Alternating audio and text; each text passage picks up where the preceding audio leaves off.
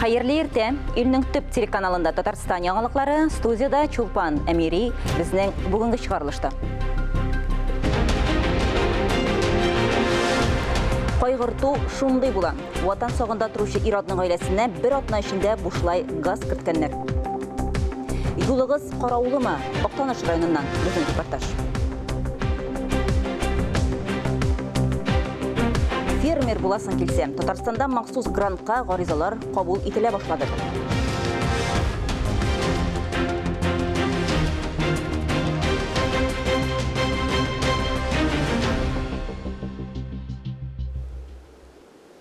Бүгіннән 1 февральдан Татарстанда социаль түләүләрне индексациялау башлана. 40-тан артык төрле ярдәм чараларын 11,9%-ка индексациялыйлар.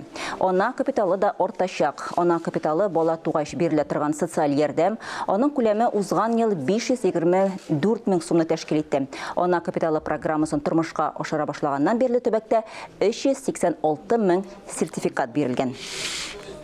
Федераль программа буенча мобилизацияләнүчеләрнең гаиләләренә газны чиратсыз тоташтырганнар.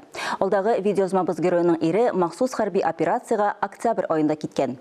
Аларның гаиләләренә бер атна эчендә чиратсыз гына газ керттеләр. Ватан сагында туручы Ирадның гаиләсенә бер атна эчендә бушлай газ керткәннәр. Лариса 3 һәм 8 яшьлек кызлары белән әлеге яңалыкка бик шат. Последний раз разговаривали мы где-то, наверное. Соңгы тапкыр 2 атна элек телефоннан сөйләштек. Иң мөһиме исән сау кайтсын. 3 яшьлек кызыбыз әтисен аеруча юксына. Әтиләре ватанны саклаган арада кызлары төрледән төрле һөнәрләр үзләштерә. Аеруча фото, видео белән мавыгалар. Өйдә ремонт ясаганда бизәү төзәтүгә кагылышлы һөнәрләр бик тә ярап куя. Ош су бүлмәсендә яңа газ плитасы була дип сөенә Хушабикә. Здесь раньше у нас находилась ванная комната. Монда элек ванна бүлмәсе, а кухнябыз бик кечкенә иде. Техник характеристикалар буенча җиһазларны урнаштыру уңайлы. Ремонт ясап бетергәч матур кухня була. Лариса гариза язу белән зәңгәр ягулыкны бер атна эчендә тоташтырганнар. Мобилизацияләнгәннәрнең гаиләләренә чиратсыз икән. Договор был заключен, в соответствии с правилами был установлен срок. Безгә мөрәҗәгать итүче белән без килешү төзедек. Газ куллану челтәрен бушлай вакытында өлгерттек.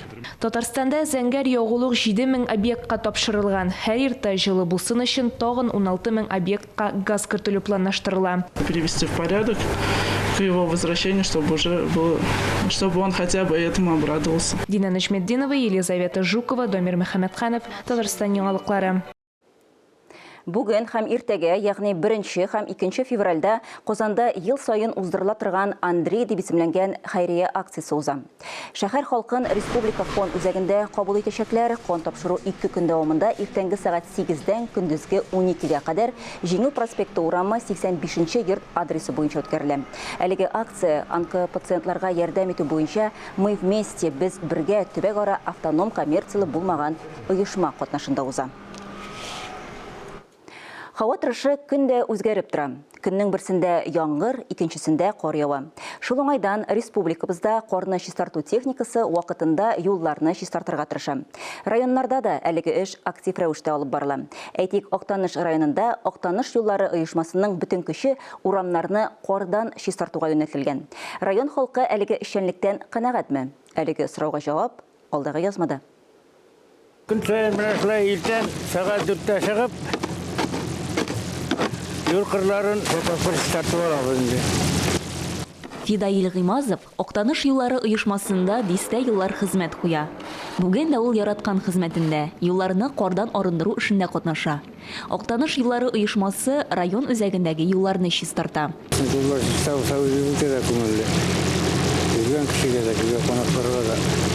Юл читләренә өелгән карларны чистарту эшенә оешманың берничә техникасы җәлеп ителгән. 4 КАМАЗ машинасы карларны төяп полигонга озата. Эшләр җай белән башка техникаларга комачаулык тудырмыйча башкарыла. Аварийный участокларды, опасный участокларды алып барабыз инде безнең таулар, кесешләр. Иң беренче чиратта буран булса да, яңгыр яуса да дигәндәй, иң беренче шулар карала. Аннан соң гына полностью линейны озын юлларны нитәбез, буеннан буена сибәбез инде. Беренче чиратта шуннан да перекрестоклар, таулар, кольцолар беренче иттереп, ком белән сибеп, чистартып, арындырып куябыз аларны. Быел әле кар катламы калын булмаса да, вакыты белән явып үткән яңгырлар юлларда бозлауыклар хасил итте. Бу юлларны карап торучы оешмага да өстәмә эшләр өстәде. Бозлы урыннарга кым сибу белән бергә хасил булган тигезсезлекләрне бетерү максатыннан алар һәр даим тиешле эшчәнлек алып бара. Үз погоданың да кыенлыклары бирәйин. Но бару bütün техникаларын действует итеп, арындырабыз юлларны чистарту эшендә эшләйбез. Актаныш урамнарында юлларны чистарту эшчәнлегеннән район халкы да канәгать. Машина йөртүчеләр әлеге юнәлештәге эшләрне яхшы дип бәяли. Эшләп торалар бит, молодцы. Башка бер сүз дә юк. Yıllarını koyup dururlar, min kanaatim. Ойзилә Батырханова, Регина Саляхова, Марат Сарахов, Татарстан яңалыклары, Актаныш районы. Татарстанда фермер хуҗалыкларын булдыру һәм үстерү өчен грантка гаризалар кабул ителә башлады. Алар 27 февральгә кадәр кабул ителә. Республиканың авыл хуҗалыгы һәм азык-төлек министрлыгы агростартап грантын алуга дәгъва кылучыларны сайлап алу конкурсында катнашырга чакыра. Әлеге грант крестьян фермер хуҗалыкларын булдыру һәм үстерү проектларын гамәлгә ашыру өчен бирелә. Гаризалар һәм документлар экранда күрсәтелгән адрес буенча кабул ителә. Иң зур сорау утынга һәм пычкы чүбенә. Мамадыш эшмәкәре Фаил Нагыймов якташларын агач материалы белән тәэмин итә.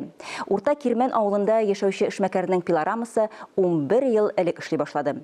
Аны әлеге юнәлешкә алынырга нәрсә этәрде? Күбесенчә нинди төр агачлар белән эш итәләр? Булар турында Илнур Юнусов репортажында.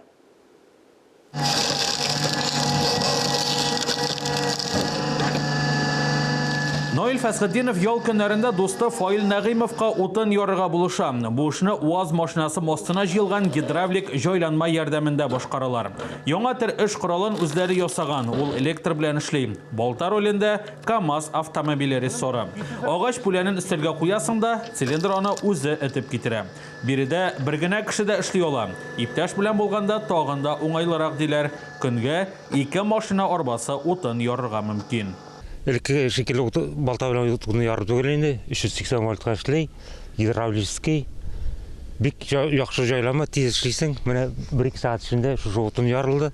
Пилорама хуҗасы Фаил Нагыймов сүзләренчә, әлеге җайланманы уйлап табарга соңгы вакытта утынга сорау арту сәбәпче булган. Кешеләр күбрәк ярылганны сорый ди эшмәкәр. Беренче елларда утынны балта белән ярганнар. Урта Кирмән авылында яшәүче фермер Тайга исемле ленталы пычкыны 2012 елда урнаштыра. Агач эшкәртү белән шөгыльләнә башлавына якын тирәдә пилорамалар булмау, ә төзелеш кибетләрендә бу төр материалларга бәяләрнең югары куелуы сәбәпче. Елга уртача 500 кубометр агач эшкәртәләр. Бүгенге көндә күбрәк утын. Утын белән пилка. Такта әз инде сирәк. Бары сорап торалар. Җәй көне күбрәк сорыйлар инде. Токталар һәм брусларны төрле размерда 6 метр озынлыкка кадәр эшләргә мөмкин. Күбесенчә каен, усак һәм юкә агачлары кулланыла. Шималны норма урманчылыгыннан аукцион аша бүлеп бирелгән делянкалардан үзләре кисеп ташый. Эшмәкәрнең кирпич заводлары өчен поддоннар ясау тәҗрибәсе дә бар. Шушы көннәрдә әлеге эшне яңартырга исәплиләр. Алабуга шәһәреннән заказлар килә башлаган. Илнур Юнусов, Фаил Шәйхетдинов, Мамадыш районыннан, Татарстан яңалыклары өчен. Саба районында 41-ші Бүтін Россия пленэр симпозиумы һәм картиналар күргәзмәсе узды. Гомерлек хыялым шыңга ашты дип шатлана Татарстанның халык рәссамы Мәдәрис Минхажев. Рәссамның хыялын шыңга ашырырга кемнәр булышкан? Бу турыда Мөршидә Җихан язмасында. Кышның матурлыгы шәһәр тәрәзәсеннән күренми шул. Аның өчен табигатькә чыгарга, авылга кайтырга кирәк. Нәкъ менә шул матурлыкны күрә белгән иҗат әһелләре, рәссамнар Мингәр авылына җыелды. Үзләренчә әйтсәк, биредә Бүтән Россия рәссамнар пленэры оештырылды. Мин һәр вакытта үземне әле өлгермәгән дип көтә идем. Менә бу безнең 41-ші пленэр симпозиум.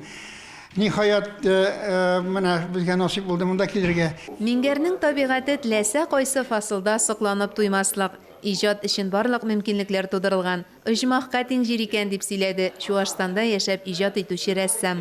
Монда минем уже дусларым күп, дуслашып биттек инде без хәзер без теге атной крови дип бездә русча әйткәндә дә. Менә шуңа күрә мен бик шатланып монда килдем. Конечно, монда бик яхшы каршы алдылар безне. Бик яхшы. Аларга бик зур рәхмәт, конечно, каршылаучыларга. Вера Филипповага бирге килер өчен университетта дәресләрен күчерергә туры килә. Әмма үкенми, монда алган хис кичерешләр, тәҗрибә студентларга да кызыклы була. За последние годы здесь... Без Татарстанда бик күп проектларда катнашабыз, остаханәләр оештырдык. Анда катнашучылар туган як табигатының гүзәллеген яңадан ачты. Мингәр табигатыннан илһам алу белән беррәттән иҗат осталыклары белән уртаклашырга Уфа, Самара шәһәрләреннән, Волгоград һәм Киров өлкәләреннән күренекле рәссамнар килгән. Кышкы пейзажлар, алар үзенчәлеклеге бар, аның теге төсләре күп булмаса да моторлыгын күрсәтеп була. Рәссамнар безнең иртән-иртүк кояш чыкканчы чыгып рәсем ясадылар. Караңгы төшкәчтә караңгыда да төшерүчеләр бар. Пейзаж жанрында иҗат итүдән тыш, милли орнаментларга нигезләнгән портретлар да ясады кылкаләм осталары.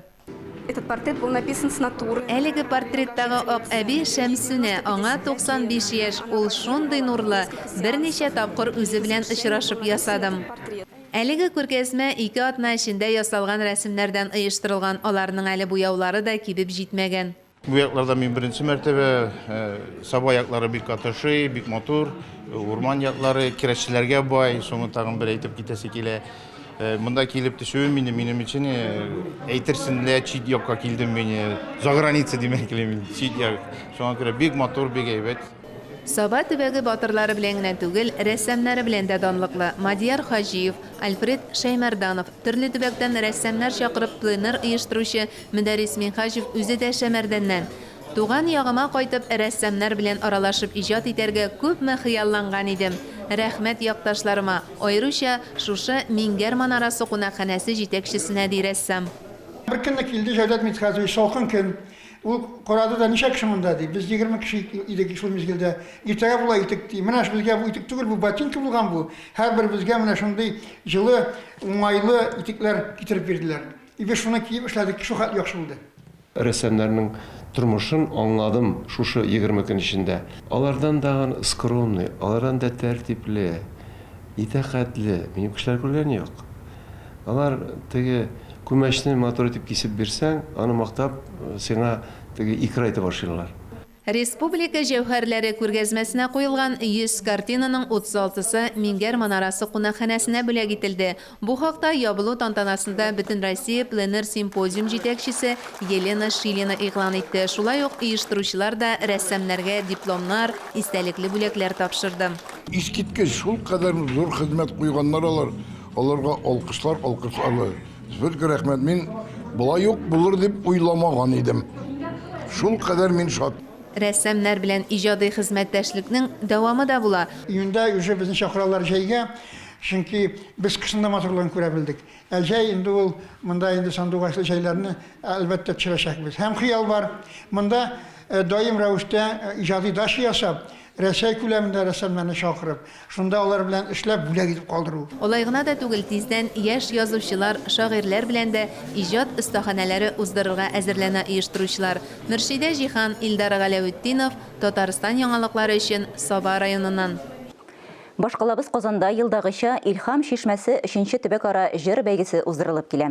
18 февральдә Сарман районында быелгы җиңүчеләрне игълан итәчәкләр. Бәйге Россияның һәм Татарстанның халык артисты Габдулла Тукай исемендәге дәүләт бүләге иясе Илһам Шакиров иҗатына хөрмәт йөзеннән үткәрелә. Бәйгенең төп максаты татар милләтенең легендар җырчысы Илһам Шакировның иҗатын таныту, аның исемен мәңгеләштерү, бөек шәхесебезнең җыр сәнгатенә булган мөнәсәбәте нигезендә яшь буынны тәрбияләү, җыр иҗатына сәләте булган яшьләрне барлау, таныту һәм сәләтләрен үстерү. Быелдан башлап инде без башта уйлаган идек, республика эчендә үткәрбез дип. Ләкин сораулар байтак булды, башка регионнардан да инде. Шул сәбәпле инде без инде менә шушы Россия күләмендә чыгара булдык, ягъни регион ара дип аталган безнең бәйге. Шушы 6, 7, 8 яшьтә инде анда өлкәнрәк инде шул вакытта сеңдерү, Илһам абый җырларын, Илһам абый шәхесен сеңдереп калдырабыз икән без яшьләргә. Миңа калса бу бик тә матур күренеш, һәм дә инде безнең шәхесләребез алар булачак, һәм дә инде киләчәктә дә алар исемен телгә алып сөйләшәләр дигән өмет туа. Эфирда Татарстан яңалыклары, чираттагы хәбәрләргә күчәбез. Татар җәмәгатьчелеге Казанның Шиһабеддин Мәрҗани мәчетендә Татарстанның халык артисты, виртуоз баянчы, композитор Рамил Курамшинны искә алды. Баянчы турындагы хатирәләр, аның мирасын мәңгеләштерү турында алдагы язмада.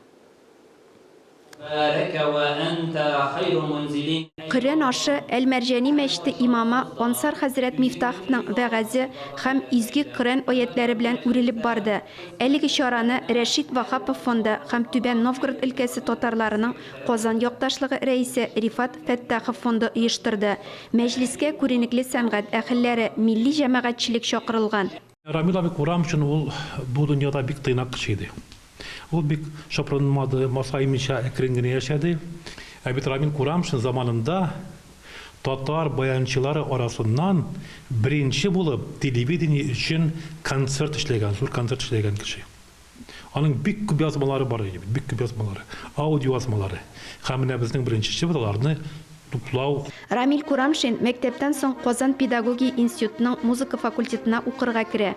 Профессионал баянчы булу теләге аны Казан музыка училищесына китерә. Музыка училищесы студенты буларак милли татар көйләрен эшкәртү белән шөгыльләнә. Инде танылган җырчылар Габдулла Рахимкулов, Зифа Басырова төркеменә кушыла. Филармониядә 68 елдан башлап эшли башлаган иде. Ул шушы эшләү дәверендә бийик җырчыбыз Илхам Шакиров белән 20 елын, 1 елын җыр ансамблендә һәм башка артистлар белән аның белән җырларга теләгән җырчылар бихисап иде. Рамил аганың Ирбет, Чәчтем бодай, Бишле бию, Җаек күгәрченнәре кебек әсәрләре баянчылар арасында аеруча популярлык казана.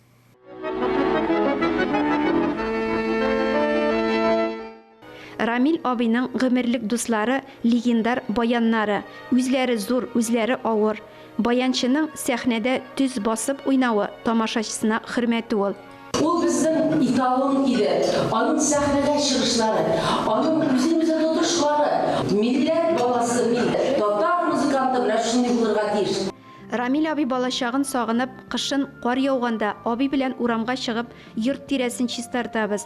Ә көндез Татарстан радиосыннан концерт тыңларга өлгерер өчен эшне тиз бетерергә тырыша идек, дип искә алырга яраткан. Әйткәнем бар иде, син бөтен республикага җыелган сандугашын тутыргансың баяныңа да, шулар белән бармаң ашагына идарә итәсең дип. Ул уйнаса гаҗәеп уйный иде. Ул инде алтын фондлар калдырган Татарстан радиосында үзе-үзенә һәйкәл куйган дип әйтсәң дә була. Аны җырчы буларак әзерләгән тапшыруларыбыз бар. Аның гармунчы буларак әзерләгән тапшырулар бар. Әгәр инде Рамил Курамшин турында сүз чыкса, ул концертыбыз, ул программа шәп булачак, матур, кызыклы, тыңлап туймаслык булачак. Чөнки иң матур җырчылар белән яңа җырлар язуда Рамил Курамшин катнашкан, матур итеп уйнаган. Рамил Курамшинның күп санлы пьесалары музыка мәктәпләрендә, училищеларда, Казан консерваториясында башкарыла. Орчада аның исемендә республика күләм баянчылар төбәк-ара конкурс уза. Рамил абый гомеренең ахырына кадәр сәнгатькә хезмәт итте, халкының патриоты булды. Милли җанлы ул күргән язганнарны укып, атлап, мин шу хәтле сөйләм дип. Нәрсә белән сүзен тәмамлый. Менә бүген утыру, шушы мәҗлес, ул һәр вакытта күңелләрдә балачак. Бер милләт, бер халык һәм бигрәк тә әлемнең талантын аңлап, матур итеп утыру, ул мәңге калачак. Әйе, китаплар да басылыр, бәйгеләр дә дәвам итәр, сыннары да калкыр. Иң мөһиме, җырларын яшьләр дәвам итсен иде. Аның бәяләп бетергесез мирасы милләтебезнең алтын баганасы. Талант ияләренең иҗаты мәңгелек. Ләлә Зайнуллина, Ленар Хабибуллин, Татарстан яңалыклары. Казан метросында кешеләр еш кына документларын, банк һәм транспорт карталарын, юл йөрү билетларын, акча янчыкларын һәм кәрәзле телефоннарын югалта. Бу әйберләрнең барысы да хуҗалары аларны кайда онытып калдырса, шул станцияда саклана дип хәбәр иттеләр Метроэлектротранс муниципаль унитар предприятиесендә. Әгәр пассажирлар кемдер онытып калдырган әйберләргә юлыкса, аларга станцияда кизү торучыга мөрәҗәгать итәргә һәм югалган әйберне метро хезмәткәренә, полицейскийга, инспекторга яки станцияда кизү торучыга тапшырырга кирәк. Югалган әйбер турында экранда күрсәтелгән телефон номеры аша хәбәр итәргә мөмкин. Qozanda bir отна ішінде юл хәрәкәте белән идарә итүнең автоматлаштырылган системасы хезмәткәрләре 20 светофор эшен җайга салды һәм 63 юл билгесен төзәтте. Ремонт таләп ителә торган объектлар тикшерүләр вакытында һәм шәһәр халкыннан килгән заявкалар буенча ачыкланган. Исегезгә төшерәбез, төзек булмаган светофорлар турында юл җайланмаларында урнаштырылган QR-кодлар ярдәмендә хәбәр итәргә мөмкин. Заявка калдыру өчен камераны QR-кодка якын китерергә, шуннан соң ачылган сылтама буенча чат-ботка күчергә кирәк. Мөрәҗәгать исәпкә алу системасына җибәрелә һәм шунда ук эшкә кабул ителә. Күптән түгел Татарстанда мөмкинлекләре шикләнгән кешеләр арасында махсус бердәм олимпиада уңышлы тәмамланды. Ул спортта көнбатыш илләре санкцияләренә карамастан төрле милләт, дин вәкилләренең сәламәт яшәү рәвешенә тугры калуын, рух ныклыгын күрсәтте. Шул уңайдан Республика спорт министрының беренче урынбасары Хәлил Шәйхетдинов Татарстан радиосының иртәнге туры эфирында әлеге ярышларның әһәмиятенә, масса күләм спортны популярлаштыруда, милли спорт төрләрен үстерүдә министрлыкның җирле хакимиятләренең эшчәнлегенә тукталды. Студия кунагына без дә берничә сорау белән мөрәҗәгать иттек. Хәерле иртә, Хәлил Хәмитович. Хәерле иртә, хөрмәтле тамашачылар. Күптән түгел генә булып узган махсус бердәм олимпиада йомгакларын сез ничегрәк бәялисез? Бу ярышлар бик кызыклы, эчтәлекле, дәрәҗәле үтте.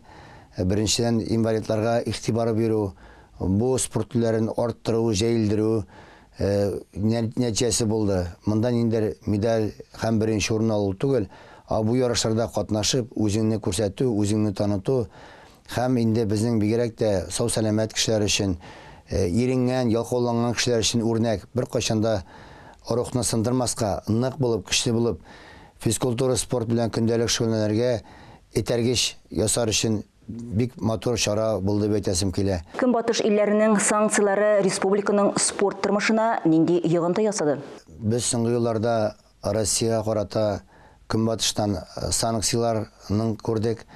Безнең узган елны 20 дөнья күләм ярыш үткәрелергә тиеш Татарстанда. Алар кичектерелде. Әмма ләкин без дуслык кубогы дигән су төрләре буенча матур ярыш оештырдык. Үзебез менә Россия спорт министрлыгы белән бергә бу ярышны уйлап табып, аның финанс якларыннан табып оештыралдык. Әйтик, йөзү буенча, суга сикерү, синхрон йөзү буенча бик матур ярышлар оештырылды. Анда Россиядән гына түгел, бүтән илләрдән дә спортчылар катнаша алды. Татарстан спортчылары да, Россия спортчылары да дөнья күләм ярышларда, олимпия уеннарында катнашу хукугына ия булырлар дип. Татарстанда масса күләм спортны үстерү, ГТО нормаларын тапшыруга әзерлек өчен мөмкинлекләр җитәрлек. Быел нинди чаралар үткәрергә җыенасыз? Татарстаныбызда спорт корылмалары яңа заманча итеп корылган. Бүгенге көндә 11 меңнән артык безнең спорт корылмасы бар. Һәрбер район үзәгендә безнең йөзү бассейннары, боз сарайлары, универсаль комплекслар бар. Бүгенге көндә боз сарайларының саны 51-гә җитте. 268 бассейныбыз бар. 2000-нән артык спорт комплекслары. Анда һәр даим безнең спорт мәктәпләре эшләп килә. Безнең пенсионерларыбыз өлкән яшьтәге кешеләргә аерым вакытлар биреп, бүген шушы залларда спорт корылмаларында физкультура спортны үстерүгә көндәлек системалар рәвештә эшләр көйләнгән һәм барланган. Бүген һәрбер спорт клубыбызның вакыт табып буш вакыт, чөнки бүген теләүчеләр саны көннән-көн арта. Бу күрсәтә халыкның физкультура спортның әһәмияте нәтиҗәсен аңлавы сөендерә. Бүгенге көндә анда бик күп ярышлар үткәрелә. Ярышларга катнашыр өчен әзерләнергә кирәк. Менә шушы спорт корылмаларына килеп, безнең халкыбыз физкультура спорт белән бик нык шөгыльләнәләр. Билгеле, соңгы вакытларда безнең районнарыбызда, авылларыбызда, шәһәрләребездә ачык безнең парклар төзү. Анда һәр кеше җыяу йөри, ачык һавада үзенең яраткан спорт төре белән шөгыльләнә ала. Булар шулай ук безне бик сөендерә. Менә хәзер безнең кыш көне без күрәбез яктыртылган чаңгы юлларында һәм безнең ачык хоккей мәйданчыкларында халык күпләп ял көннәрендә, бәйрәмле көннәрендә семьялары белән чыгалар. Менә бу сөендерә торган вакыйгалар халыкның физкультура спортка көннән-көн артуы, тартылуы бик файдалы һәм кирәкле эшләр дип әйтәсем килә. Хәлил Хәмитович, әңгәмәгез өчен бик зур рәхмәт. Безнең белән элемтәдә Татарстан спорт министрының беренче урынбасары Хәлил Шәйхетдинов иде. Hörmәтле телевизор караучылар, бүгенге чыгарылышыбыз тәмам.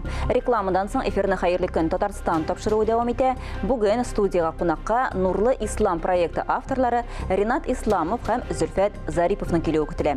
Ә мин Шулпан Әмири сезгә хәерле имин көннәр теләп, бүгенгә сау булашам. Игътибарыгыз өчен рәхмәт.